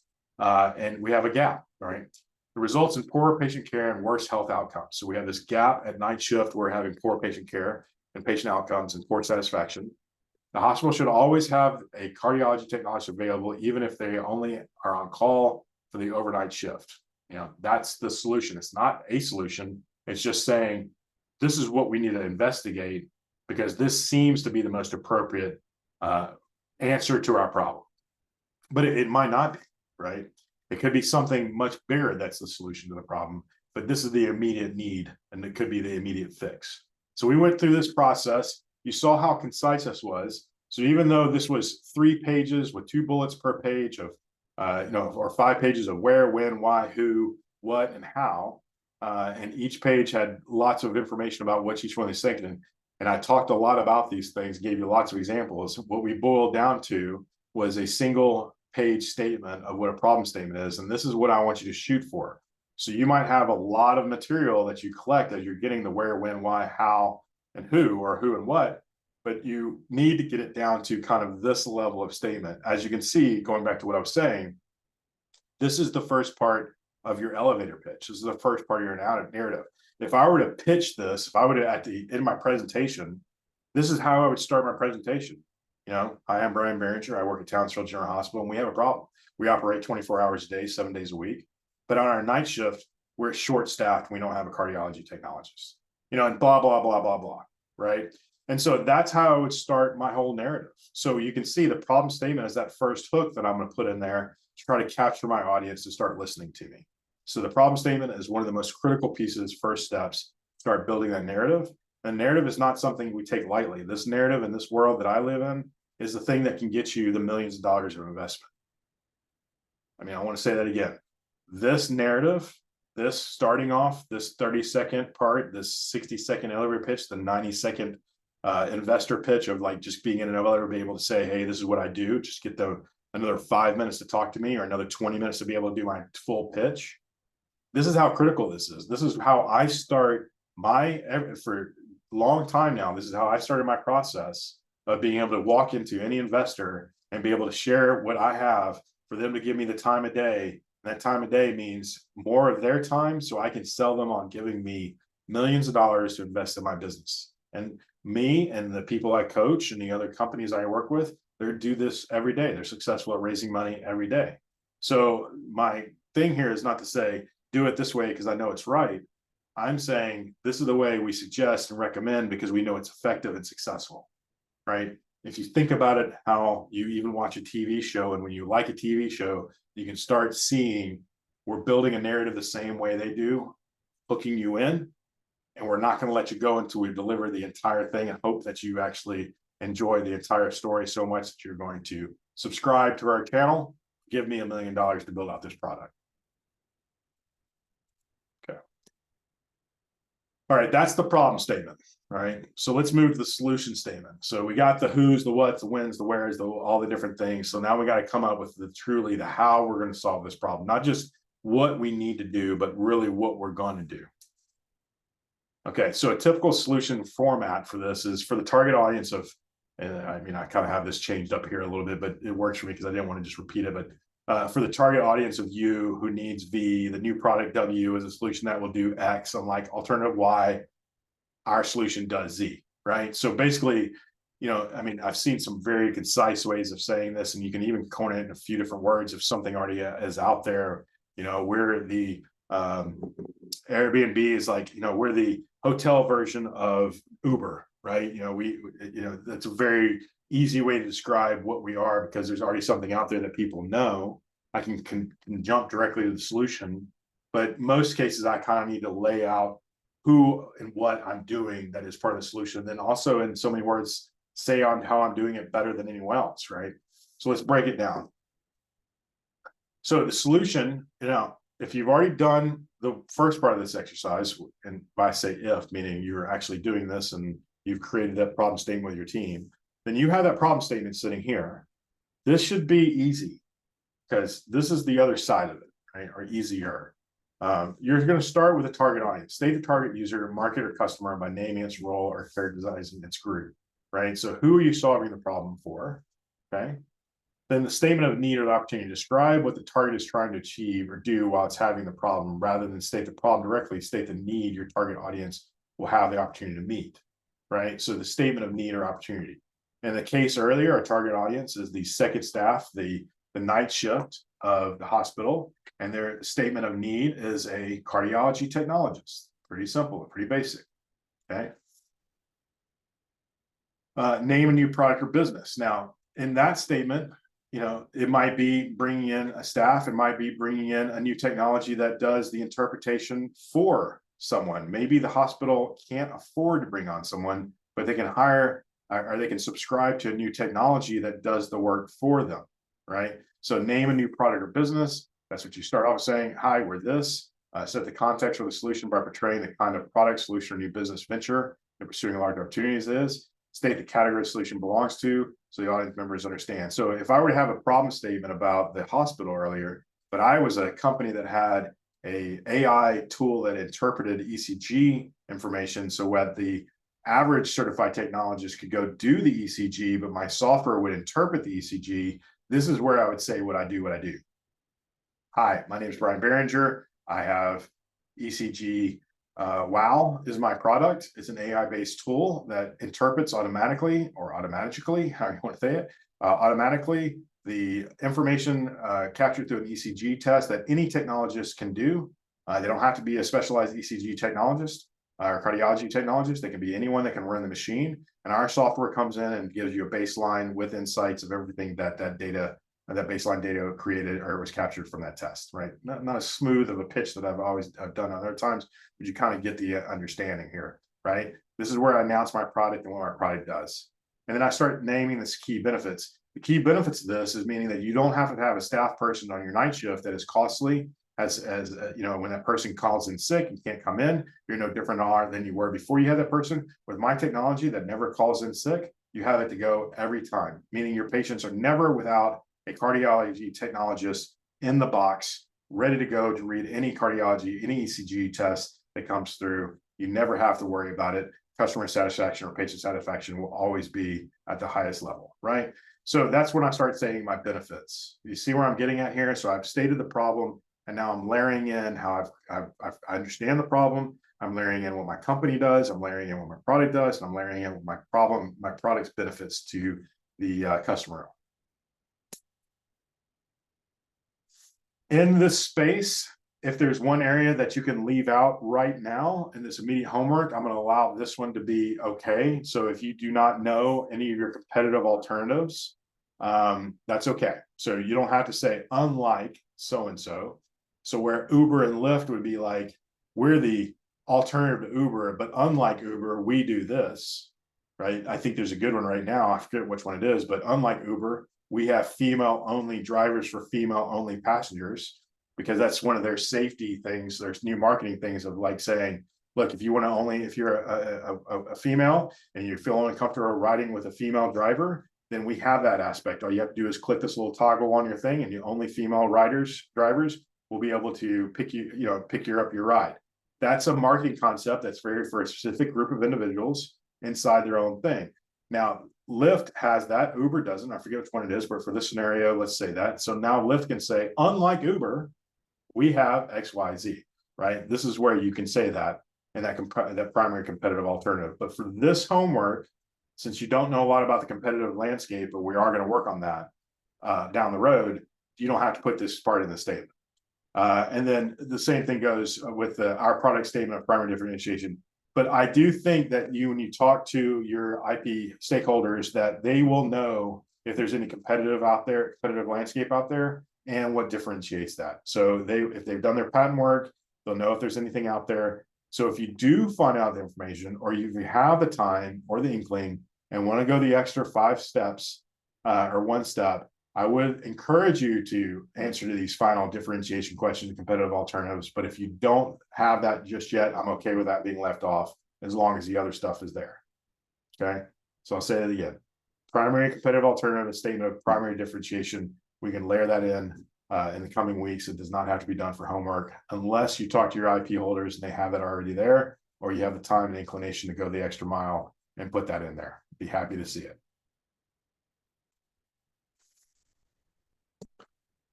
Okay, 7:29. I will obviously leave it open for question and answers for a few more minutes, but I do want to make note that I ended right at 7:29. So that's it for the instruction for tonight. Your homework is to craft a problem solution statement. As I said, I'm going to put this recording and this deck on the Google Drive. It takes a while for me to render the recording because I do have to edit and do some things. So that will be by noon tomorrow.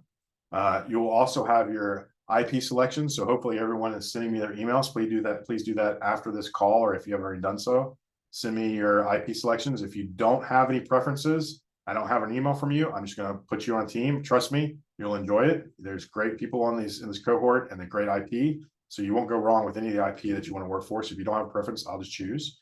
But if you have a preference, let me know by sending me an email. So you'll get a lot more information tomorrow. We'll ask a few more emails, start working on your homework. After you get that information, everyone start individually thinking about what a problem statement and a solution statement is. And then when we get to the IP assignments by lunch tomorrow, you'll know which ones you can actually work with and how you can contact the individual IP holders or their primary leads over there and start working with them heading into next week. And then on next Thursday, we'll go over the problem and solution statement for each one of the IPs. And then we'll start talking about customers and consumers and market segmentation, which is the next leg of the stool, the last of the 3 legs. So if there's not any other questions, if there are, I'm happy to answer those. If not, you can send those to email. You can text me. I do have office hours tomorrow. But if there's any questions, I'll open it up real quick for any last minute questions.